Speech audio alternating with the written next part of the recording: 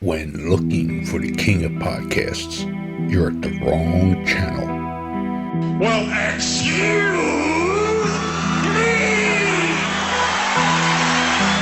Looking for good ideas for life? You're far from good hands. Hey, bud, what's your problem? If you think the listener is always right, you're far from the right place. Out of order! Even in the future, nothing works! Hosted by a Northeasterner by birth, but a rebel by choice. Are you threatening me? If you want a host that floats between love and madness, and we know the night is always gonna be here anyway. Thinking of you's working up my appetite, looking forward to a little afternoon delight. then play on and listen to Crazy Train Radio. All right, guys, listen, this is the blues riff and B. Watch me for the changes and try and keep up, okay?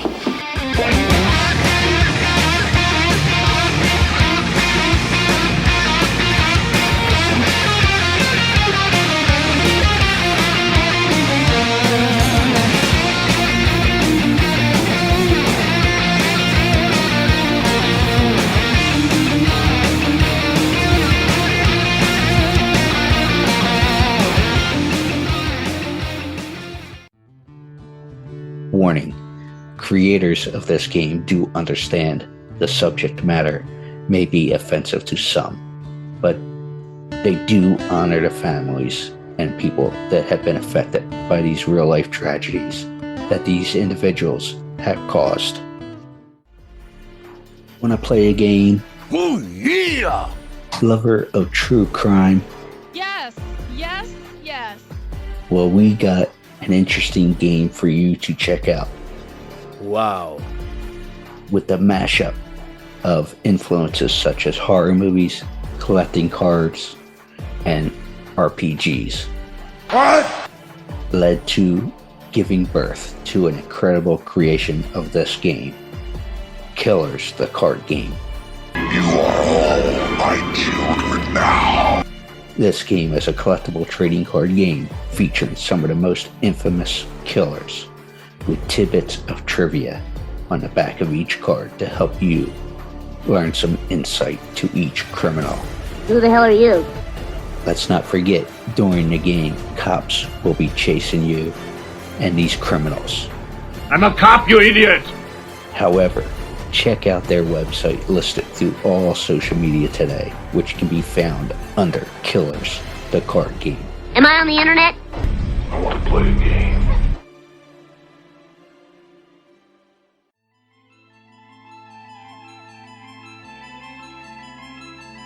Hi, this is Katherine Kamhi, also known as MEG from Sleepaway Camp, welcoming you to Crazy Train Radio.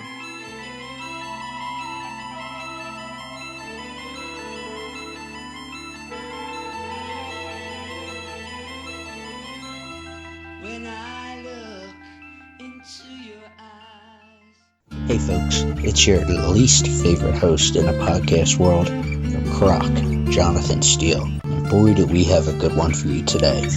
All right, ladies, let's hurry it up and unpack so we can get these trunks the hell out of here. By the way, for those of you who don't know, the name is Meg. M-E-G. This here is Susie. If you got any problems, this is the complaint department. Got it? Okay? Capiche? Ladies and gentlemen, boys and girls, children of all ages. And yes, as you heard in the audio clip coming in, she is known as MEG, Meg. And she's not sending us over to the complaint department, but she is actually with us. But she has done many other things. She is the youngest of 3 kids. So that makes her mom and dad's favorite. But you know her, like I said, as Meg from Sleepaway Camp. But we are with Miss Katherine Kamhi. How are you? Thank you for the time. Of course. Thank you. I'm well. Trying to stay warm. It's cold even out in California. So getting the New York winter coats back out. Yeah. That's scary. You know, it's funny. When I was in Florida, living there for about 8 months when I started this, Mhm. I walked around in like a long t-shirt and a pants. It was like 50 something degrees, which is nothing for us in Philly. Yeah. Yeah, it's a nice day. Being mid 50s, which we're like, yeah, you're a New Yorker, you know. Yeah.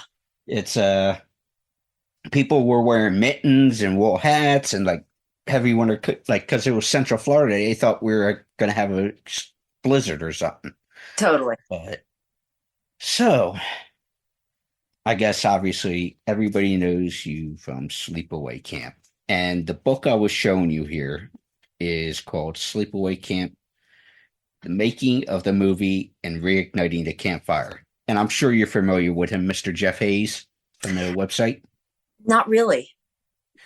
Yeah, he did the Sleepaway Camp movies.com website Okay. and has many folks come on through the years. And he did this book celebrating the 40th anniversary of the Okay. movie. And it's cool because he splits it that with the first half being the making of the movie, the release, all that stuff. Then the other Okay. half is because I don't have to tell you nothing, but it was one of those, low budget films in the early 80s, all that fun stuff. Yep. And kind of just went on its way. Yeah, it was shown on HBO and then it came out beta and VHS and, just went on its way. Yep. Well, about, I guess it was 99 or 2000 when the internet's really starting to pick up and everything. Jeff created the website, started tracking people down, found Felissa, found everybody else, Robert, and a bunch of other people, and starts talking about the conventions and everything else. So, yeah, it's cool to tell the whole story. And he tried to tell people everybody's story, not just like Felissa, who was one at first on the conventions and all that stuff. Yeah. Sure. But I will actually work on getting you a copy. Oh, thanks. All good. Yeah, no, I don't know him. I don't know anything about that. I know I know there's a documentary being made by someone pretty incredible. So that's almost done, and that's gonna kind of blow everyone's mind. It'll have all Is three that the parts. one by Mike? Yeah. In that gang? Yeah, it's gonna be phenomenal. Phenomenal. Okay. That's Angela, I think it's called, right? The working title.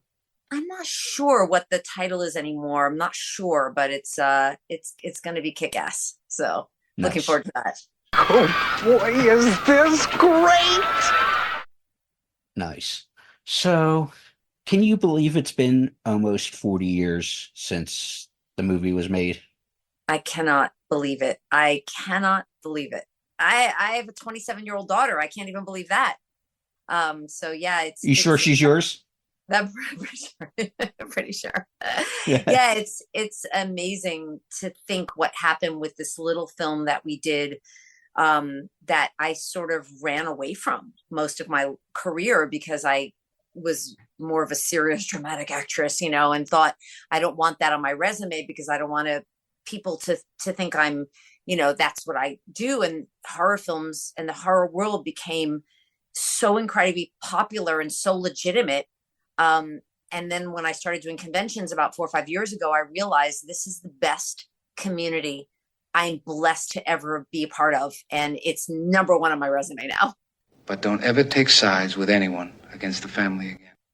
Wonderful. And it's funny because I sent you a message with it last night. It was funny that I kind of was profile snooping and seeing if there's any pictures professionally that I can use. Right. And what I said in a message, folks, it was funny. We were both at a same show back in October. Right. And we didn't connect. Yeah. But I'll obviously be showing the picture, but the picture was you were petting a dog. Okay. And the way it was shot where if you look in the far corner, because it was along Celebrity Row and all that, you'll see me working with another one. a guest with the show. Oh, that's funny. And it was like, I'm like, hold on, is that because you were a couple tables down? We were in between Brian Brenner and Tom Van Dale from the movie. Yeah. And it was funny. I'm like looking, I go, figures I would end up on, Yeah. That's the beautiful part of conventions. I think that I've enjoyed the most is meeting everybody, not only the fans and people that love the movie, but the people that work at the convention and my fellow castmates and people from other movies, to meet them. And some of them are my idols. And it's just conventions are just the best world. I love it. And the other thing I found out too, when I was doing a little snooping, and I know she'll probably hear this, and I mean this in a good way, and I've already said it to her privately, but Lauren, I'm sorry again to hear about your father, Lauren Murray Taylor, who's a good friend of the show and become a good personal friend as well over the past few years, but she just recently lost her father. So I didn't know that. Oh, that's awful. That's awful. Well, I know you guys became friends in Germany, I think, right? Yeah, exactly. We met in Germany. I think the two of us must have been the only ones that slept on the plane. So when we arrived, everybody went to sleep, but it was daytime, and we're like, let's look. I'm gonna go out and I want to see Germany, and there she was, and we met.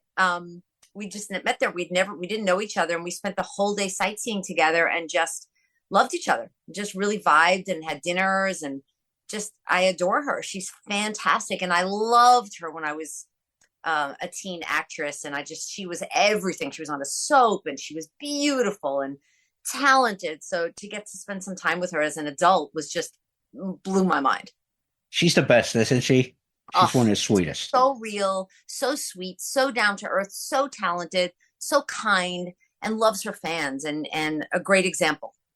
Yeah, I'm sure she'd love to hear from you. So, speaking of that, conventions and such, what is, probably sure you get this often, but what is probably the strangest thing you came across to sign? To sign?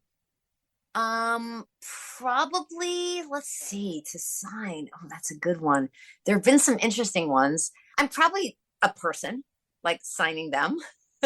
For like a tattoo or? Yeah, signing it, and they were going to get a tattoo of it. That was pretty incredible. So many people bring so many clever things. It's quite amazing. But signing an actual person who said they were going to make a tattoo of my name, and that was incredible. Yeah. Now, do you find when you go to shows, you find yourself maybe, if you have time during your break and whatnot, shopping due to vendors and such? Absolutely. It's my favorite thing to go and walk down every aisle and bring something home. And I love to, check out there's so many unique and talented people there and selling things. And I always bring an extra bag to bring stuff home. I love doing that. You're not the first person to tell me that. I was going to mention Robert Englund told me that anytime he goes to a show, he takes an extra, goodie bag to make sure he can bring stuff home. Because either somebody will bring something to him or his wife or whatever will go, Yeah. Like draws, what can I find?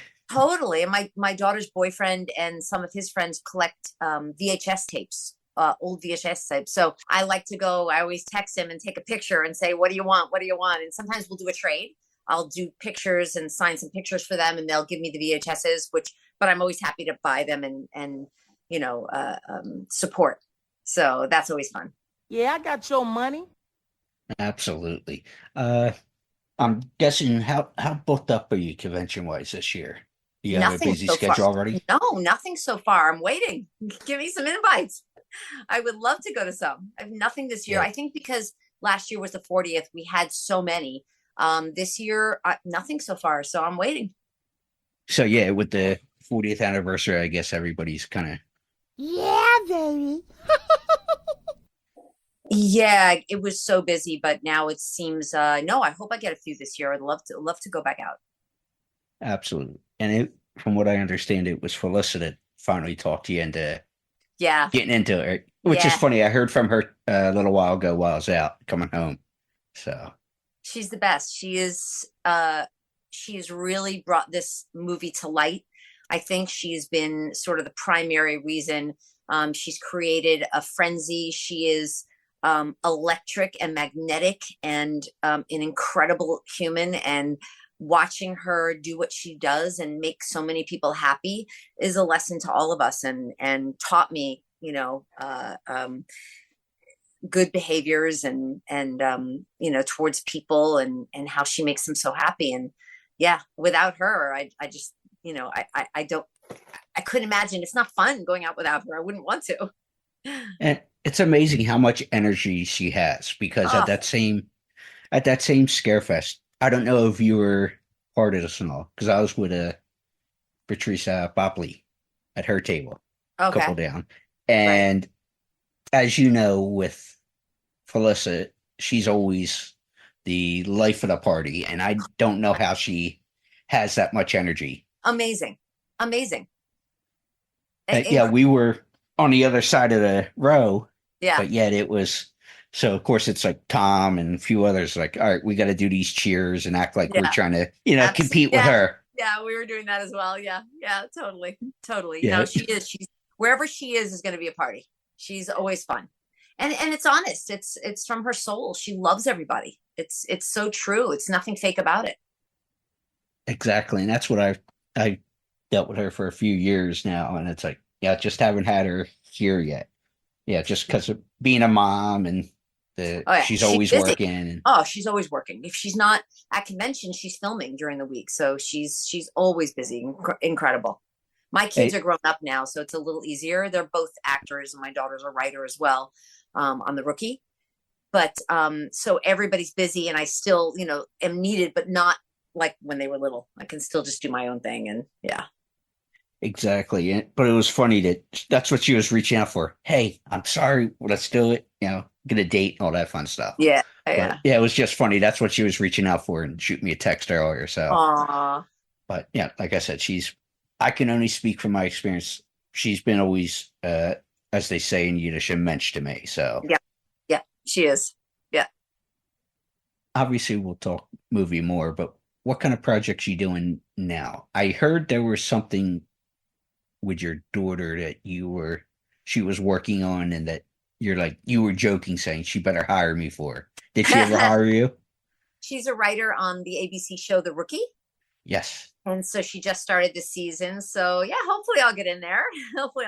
But yeah, she's an incredible writer. She was on the show as well, and hopefully we'll come back to the show. But she works all the time as an actress, and writing was really something she's passionate about. So I'm so proud of her that she got this gig and is doing so well on it. And it's really one of the best sets in Hollywood to work on. Anyone who's worked on The Rookie will tell you it is a phenomenal people. Really classy. So she's enjoying her time there. And I did 2 movies. I have a feature that's about to do this the festival circuit, and then a short as well. So very excited about both of those. And now that the strike is over, back out auditioning. So looking forward to some projects coming up. With that being said, the strike's obviously over and all that fun stuff. So obviously a lot of people were affected by it, but your daughter was obviously hit double whammy, huh? Both as a writer and... Yes, absolutely. Yeah. So with that being said, how do you see things going now post-strike? Are you happy with what was set up? Because I know AI was a concern and there were different things, obviously, from your side. Yeah. I mean, I don't really have an opinion other than I just want everybody to get back to work, and I'm excited to get back to work. And it's so beautiful to be auditioning again and have everybody sort of be able to kind of get their lives back and make some money and be creative. And that's all I'm looking forward to. Well, with that being said, the auditions and all that stuff, obviously that's changed because of this dreaded COVID. So are you going in person? Is it video? How do you notice the audition process? Yeah, they're all self-tapes from home. They've been that way for about 3 years since COVID now. They're all tapes from home. There's a few in person for commercials, But mostly everything, I don't think it's going to go back to in person unless there's a chemistry match or something if you really close to getting apart. But mostly everything's done from tapes at home that you send in. It's all video. Yeah. I don't like it as much in one way because I'm old school. I feel like you feel the magic of a person when you're in there with them, and you can get direction and from the casting director or the producer and change it on the spot and be able to kind of play. I don't feel you get that from home, but from a tape. But then on the other hand, you can do as many takes as you want to get what you need and then send it in. So there's good and bad with both. And I'm assuming you and colleagues would be the same way, but with that many takes and all that fun stuff, I'm sure you're self-critical about, I don't like how I said that, or I don't, right. You know what I mean? You nitpick everything. Totally. And that's a problem too, because, sometimes what's so organic and comes out in the moment in the room, you don't get when you do it over and over and over and over again, so that's for me being old school again. And from being a theater actress originally, I work very well on just sort of organic, whatever comes out as that character in the moment. And it doesn't always happen, with video now. So it's sometimes the first 2 takes are the best. And everything after that, you just get a little, you can make yourself go crazy. So do they send you notes of, hey, we're looking for this, we're looking for that, or is it just part of the lines and part of the script they send? No, they'll give you a character breakdown, a description of what the character is, and then everything else is on your own. Yeah. So Pamela Kingsley, All My Children, breakout role. Yes. So how much creative freedom did you have with this for the couple years you were there? Not a lot. I mean, the soaps were very, the characters were very, simple but complicated, and sort of whatever they wrote is what you had to come up with. So, I started off just trying to break my father up. He was dating Erica Kane at the time. I was, 16 when I got on the show, 16, 17. And then it kind of morphed. So all of a sudden I was having an affair with Erica's brother. Then I tried to kill myself. And so it's kind of all there. It's good fun with the writers to help develop the character, and, but not a lot of freedom. You kind of got to stick to the script that they give you and what they've written for you. Well, that's an interesting point. And I've heard other people say this, that the script is gospel. Are you pretty much? Are you like that, or do you want some freedom when you have an idea of like a recurring role like that? I mean, a little of both. I mean, I think you can, change some lines here and there, but I always am very respectful of the writer and the words that they've written, and there was a reason they wrote them. Now looking at it from my daughter's point of view, every word means something to her. So if they have to change something, and if an actor wants to change it, I definitely think you need to respect the writer's vision first. But if something doesn't feel comfortable for you, I think it's fine to go to the writer and maybe have a chat about it. And I'm sure, if I remember this correctly, usually with the soaps and all that, writers are usually on a set. Yeah, for sure. Yes. Well, you're able to have that conversation and respectfully. Sometimes I think because I was so young, I just said what I was given. I didn't really know at the time that you could do that. But as I got older, I realized, maybe you can have that conversation. But as a teen actress, I didn't. I just said whatever they told me to say. Right on. Now, I want to go back to both mom and dad had ties with entertainment. Yes. Dad being an actor, director, mom played piano. Yes. So who do you think you take after more, mom or dad? I mean, I think a little bit of both. My dad was incredibly talented as an actor, and he definitely coached me and helped me a lot. Without him, that would have been really difficult because he was, built-in coach. He knew exactly how to help me go over scenes and everything. And my mom, without her, I wouldn't be in it at all because she was an accompanist. She was a concert pianist as a child. She was a child prodigy, lots of articles written about her, and she was in newspapers and everything. And then she became a ballet accompanist for ballet classes. and she was a phenomenon.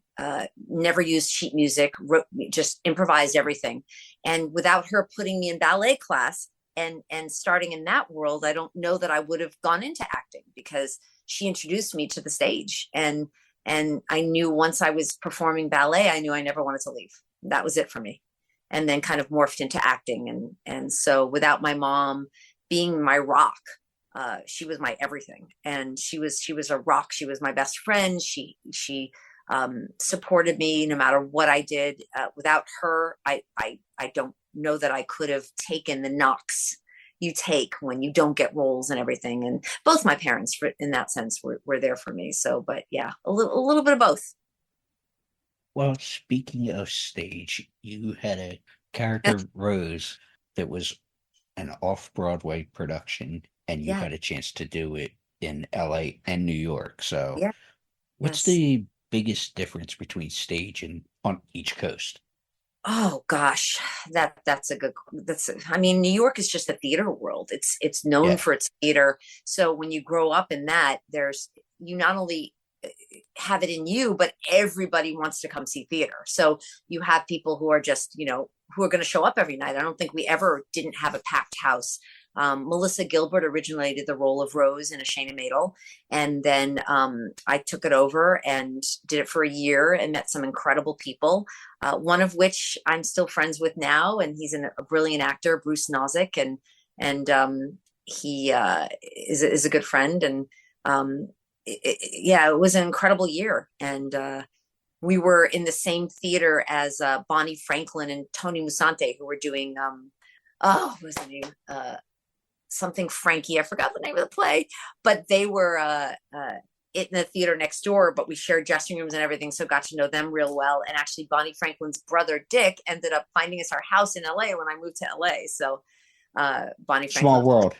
One day at a time. Yeah. But the theater world in LA is getting there. I don't think it's, it'll never be New York because the access you can't have 50 theaters in a row, like in Times Square, like you do in New York. You can't have that in LA. So there's not that buzz. I don't think there could ever be that buzz here like there is in New York. New York is known for its Broadway theaters and off-Broadway theaters, and they're all there, most of them. But in LA, they're just everywhere. So you're never going to have that.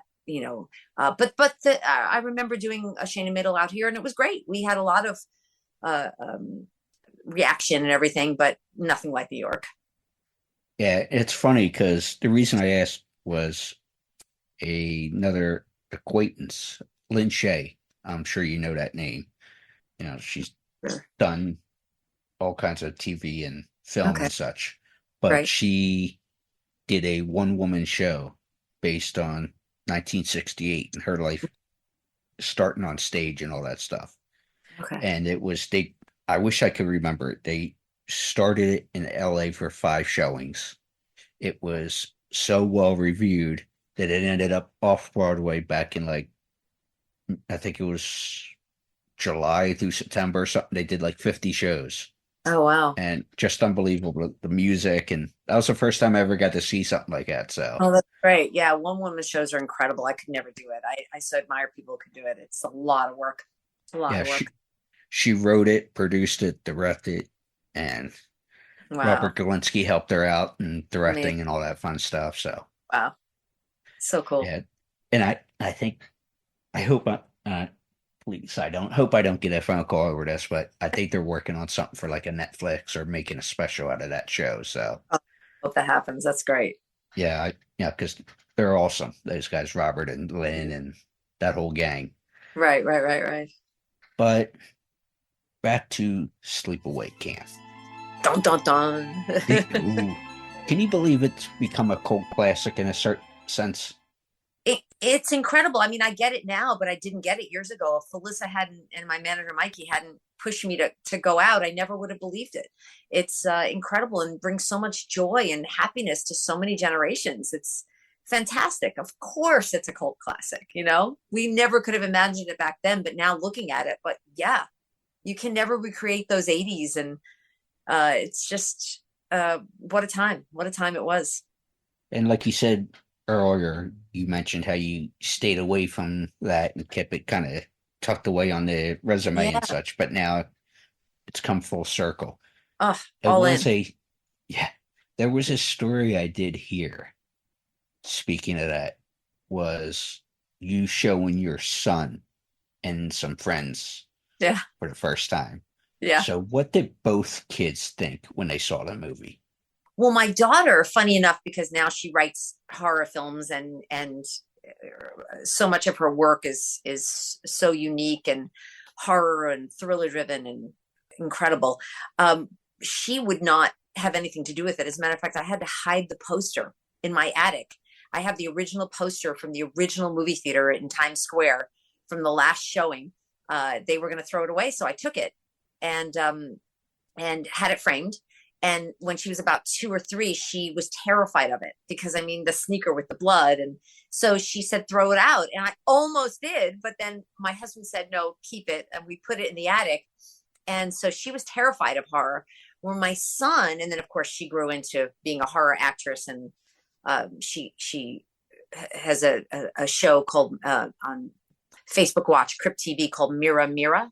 And it's an incredible series and terrifying. And she's done quite a few horror films. And then my son, on the other hand, from the time he was little, wanted to watch all the Destination movies, every horror film. He couldn't wait to watch. So when he was maybe 11 or 12, or maybe a little younger, he wanted to watch it.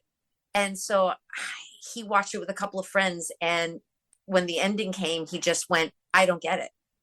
And so I had to kind of explain it to them. And I said, all right, think about it. And then when they realized, he was like, oh my God, that was amazing. Oh my gosh. So, they were polar opposites growing up, but now they both love horror. Well, that's funny that you say that, because that ending is the hook. Yeah. And there's a joke I won't tell you now, but when we hit the little red button, I'll tell you the joke I always tell Felissa. Okay. With the ending there. But what was that taboo back? Because I wasn't born until 84. Right. And I think the movie coming, 83, obviously. Duh. You could hit. I haven't been drinking, folks, but no. But so was that taboo back then for that kind of theme and just everything that the movie touches on in the ending, compared to obviously today it's more talked about those subjects. Right. Yeah, I totally think it was taboo. And I think it was ahead of its time. That's why I don't think it did well when it came out, because it was just not something that anybody sort of understood or could relate to. Or now we have so many, more people who appreciate it and relate to it and connect to it, which is why Felissa's, so many people look up to her and the film and love it because it touched them. But back then, no, it was very taboo. I think it was one of the first films to do something like that. And it's like I said, nowadays it's, and I'm not taking sides for anything, folks. That's not what I'm saying. But my point is, or transgender is more of a topic. The folks of gay, straight, bi, all that stuff's more discussed now. And for the most part, I would think most people are open to these things, at least having a conversation. Exactly. Which is why, I think it definitely, we so fully support trans rights and everything. And I think that's why they come up to us and love that we're a part of something that was so iconic and so early. And they can watch it and feel, connected. So it's wonderful. Yeah, absolutely. Could they make that? And I know it's tough to say, but I have this discussion with other things like certain comedies and other horror and everything else. Can they make that movie the same way they made it if they try to today? I don't think so. I don't think you could. I just don't think it would, you could recreate something from 40 years ago like that. And do the same things today. I think there's been too many changes and too many things to be concerned about to to, just like so many sitcoms and everything you couldn't do today. I mean, Friends would be very difficult to redo today. There are so many things that you couldn't do now or say that you could back then. And I think that's the same thing with us. I just think it would be real hard to remake it today. It can be done, and maybe it should be done, but I just don't know how you get around a few things. Yeah, there's some sticky and tricky points. Yeah, I don't know. It can be done. It would just take someone very clever. Yes. To do it. Maybe Jimmy Kimmel. Maybe. I always found him to be clever, but that's a whole nother very story. Clever. I love him. He's very clever.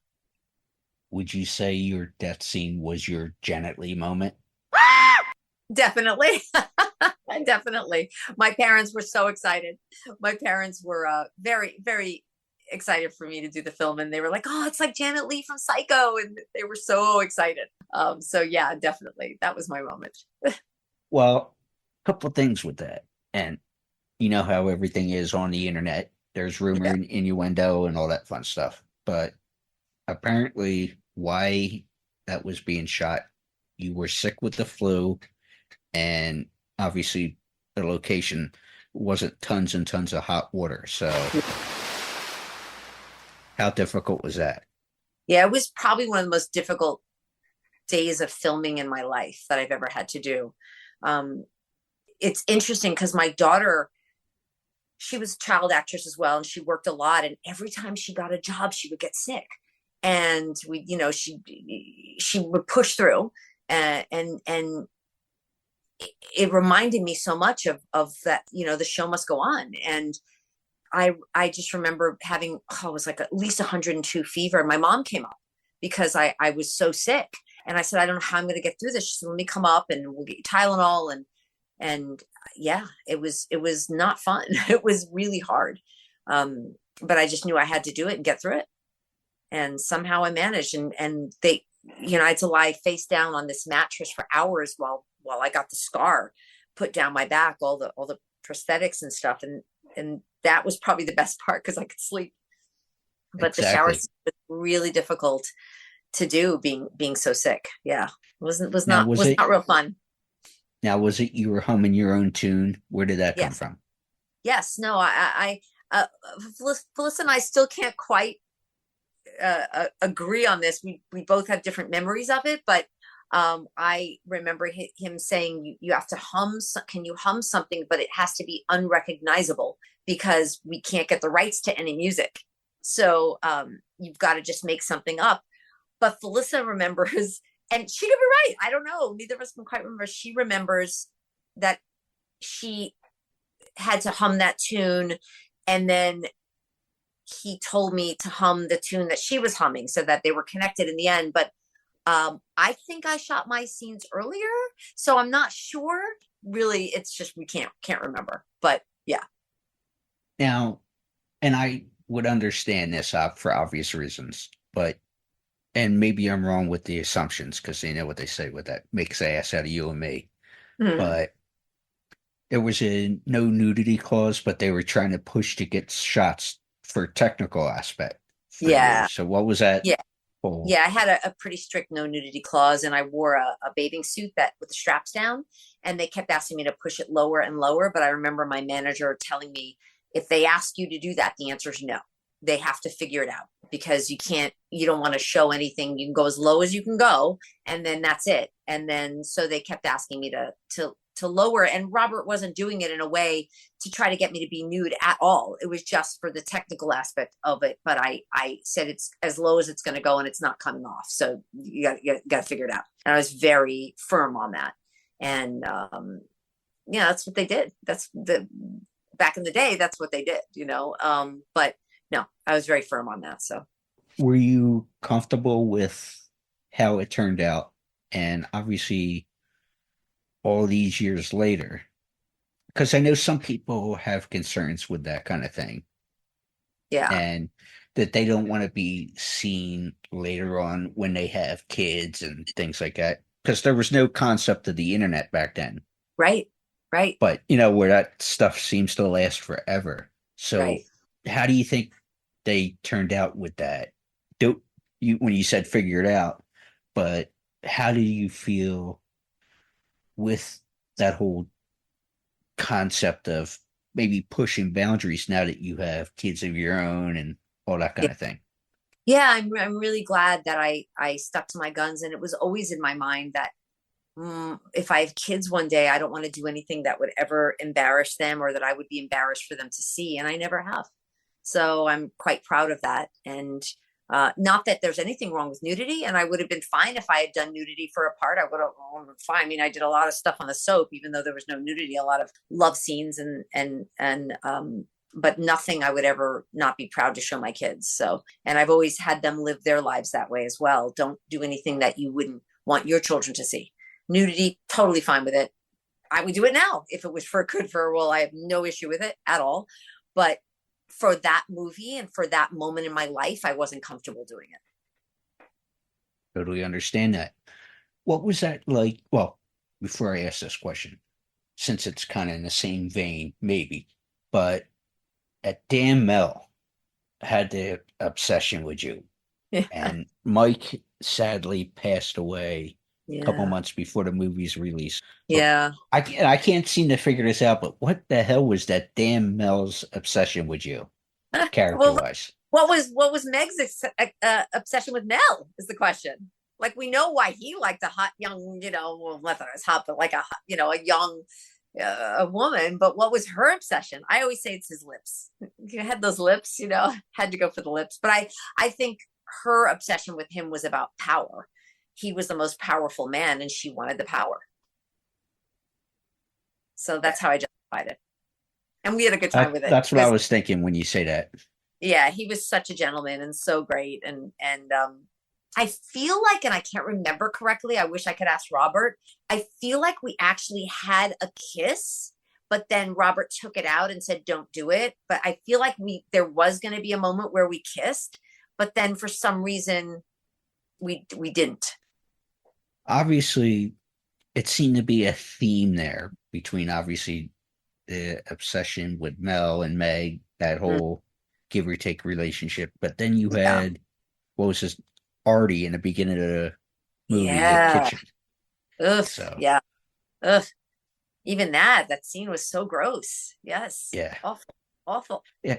And I'm thinking from the perspective of being 39 and having kids in a family going, even though the characters were older, but I'm sitting there going, it's just cringeworthy, It is cringy. It is cringy and gross and everything. And again, ahead of its time, bringing to light something that is very prevalent in society.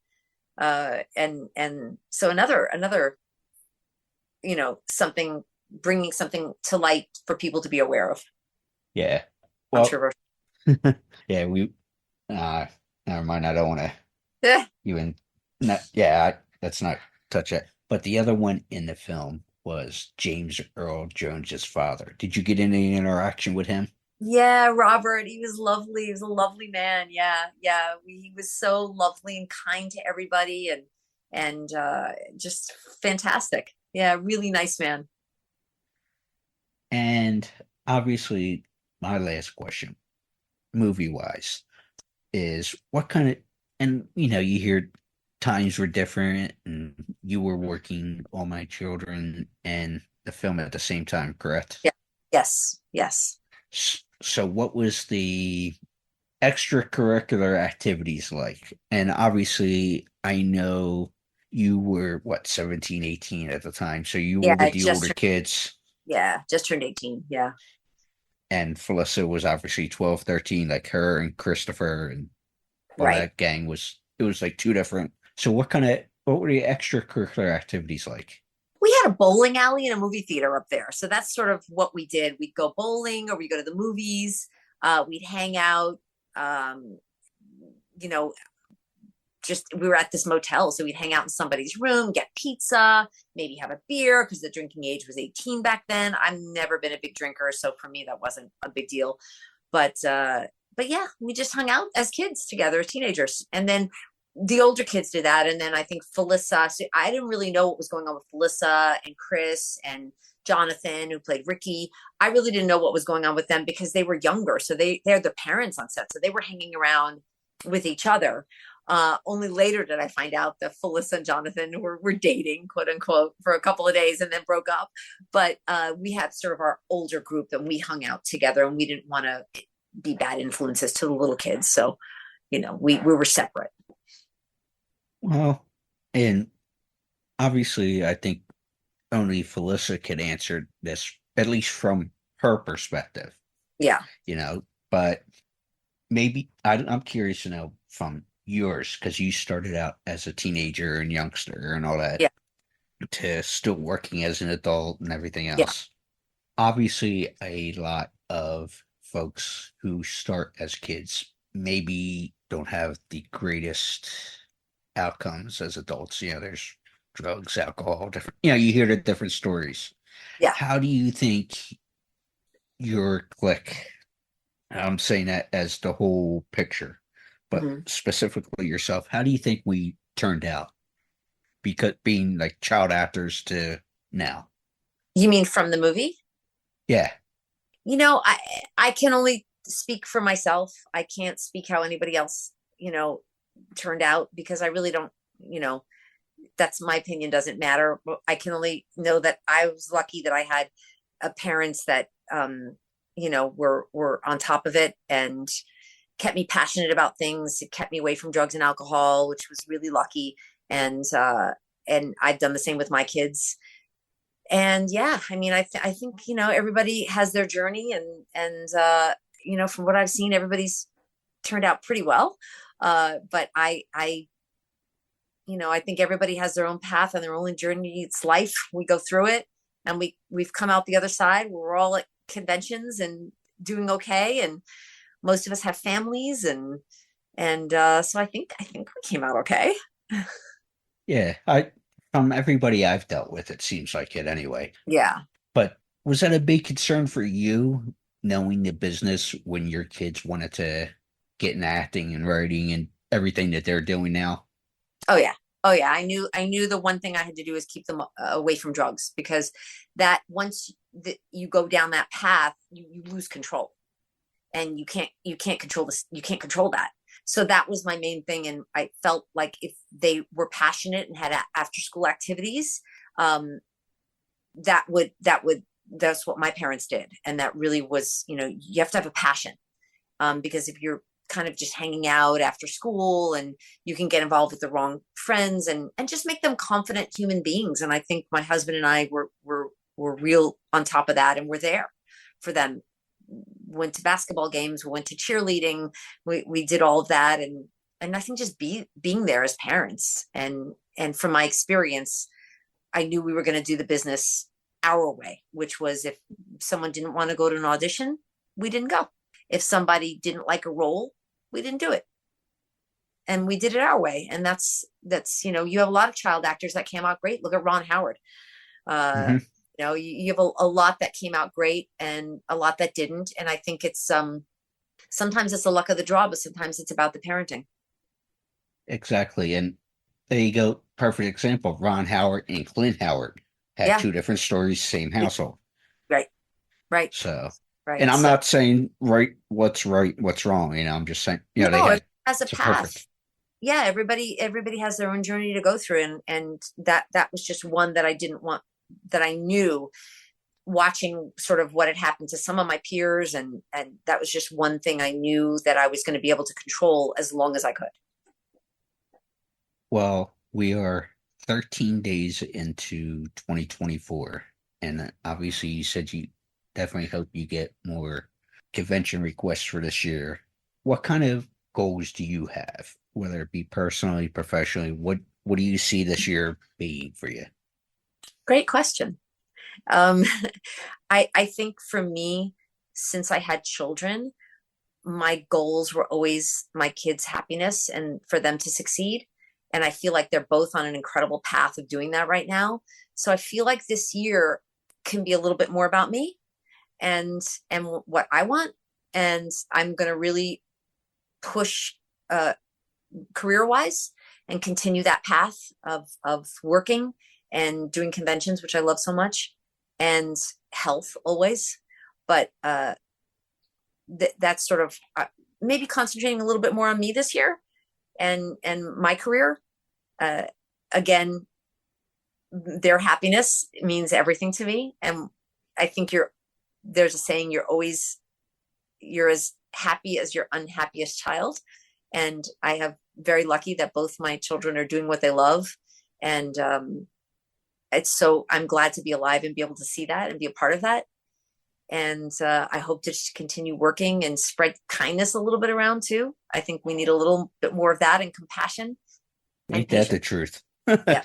Yeah, and patience. So absolutely. But is there anything we can share, whether it be social media or something that can be announced currently?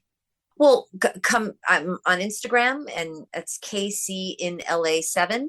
And I definitely I try to answer when somebody has a question or writes to me, and also Facebook. But as of now, just these 2 films, waiting to hear what's going on with them, and looking forward to some more work. And come out to a convention if you see me listed. I'd love to talk and chat. They have to tear you away from me because I will talk your ear off. But yeah, that's it. Let's connect. Let's connect this year. Katherine, thank you so much. My pleasure.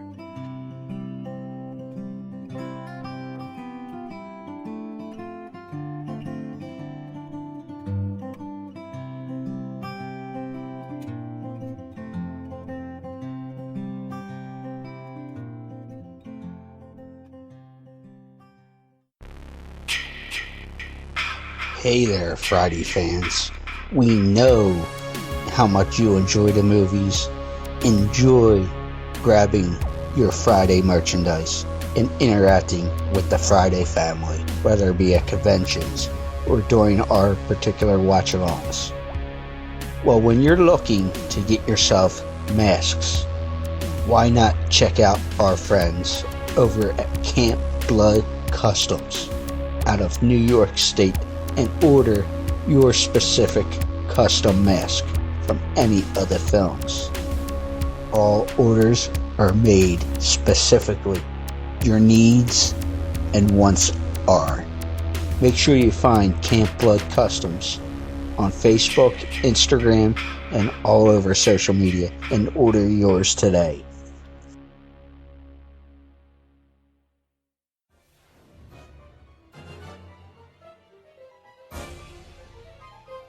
Hey y'all, this is Adam Marcus, writer and director of Jason Goes to Hell and Secret Santa, and you are taking a ride on Crazy Train Radio. Badass.